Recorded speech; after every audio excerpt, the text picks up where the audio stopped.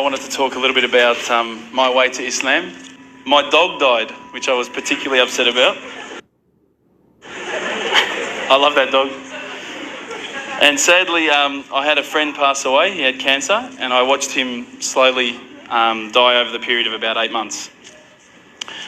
I think at that stage I started to think to myself, is this really all there is?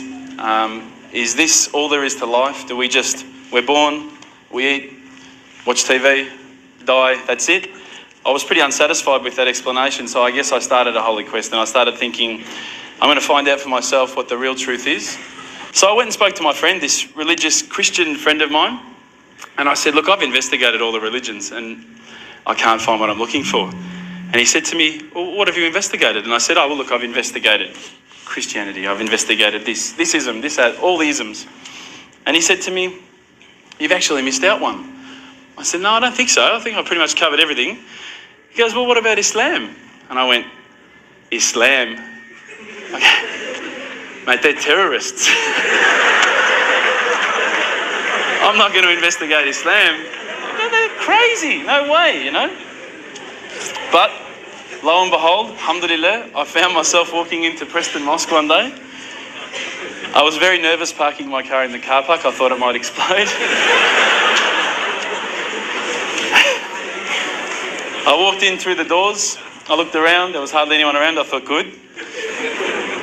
Abu Hamza came out of a door. I thought, this is it. I'm about to die. As I say, we get back to the questions I was asking the brothers. Now, when I was sitting down with the brothers from the mosque, when I would say, listen, I don't understand this. What about this?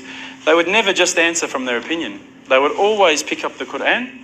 They would open it up, and it would be like, they're like human indexes.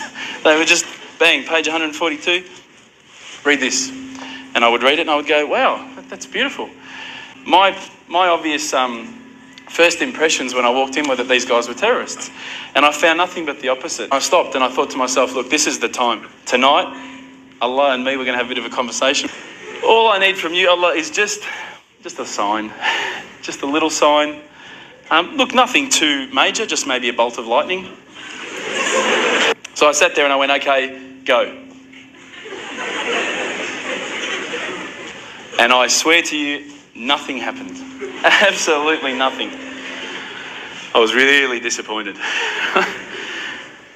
I said, Allah, this is your chance. I'm here, I'm asking you. Where's my sign? You know, come on. So I turned the Quran, turned to the next page where I'd finished off. SubhanAllah, the very next verse that I read, for those of you who ask for signs, have we not shown you enough already? Look around you at the skies, the stars, land, the oceans. These are the signs for the people of knowledge. SubhanAllah, straight away my whole world changed.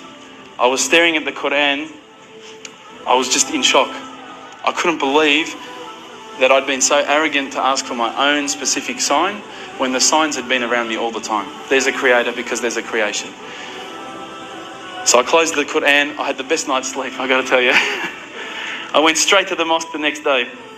Alhamdulillah, Abu Hamza was there again. I said, Abu Hamza, this is what's happened to me. He said, that's it, you become a Muslim today. But when I walked into the mosque, the people just started pouring in. There was about 1,000 people that night. And then I found out it was the first night of Ramadan. I stood up in front of all the brothers and to be honest with you, I was looking across this sea of beards. I started to say the words and all the fear went out of my body and out of my heart. Ashhadu an la ilaha illallah wa ashhadu an Muhammadan Rasulullah. All the brothers started yelling out, Takbir, Allahu Akbar. I thought I'd done something wrong. So I stood back a bit and they started coming towards me and I thought, oh no, I'm pretty sure I said what he said. And they started hugging me and kissing me. Now I had never been hugged and kissed by that many men in my life. But I felt the brotherhood. Straight away I could see people had tears in their eyes. And subhanAllah, I had tears in my eyes. I went home with such a beautiful feeling. I encourage you to investigate all the religions, and particularly Islam. I would say that one of my favourite verses, I'll end with this verse, is a particular verse that says, let there be no compulsion in religion, because the truth stands clear from error. Assalamu alaikum.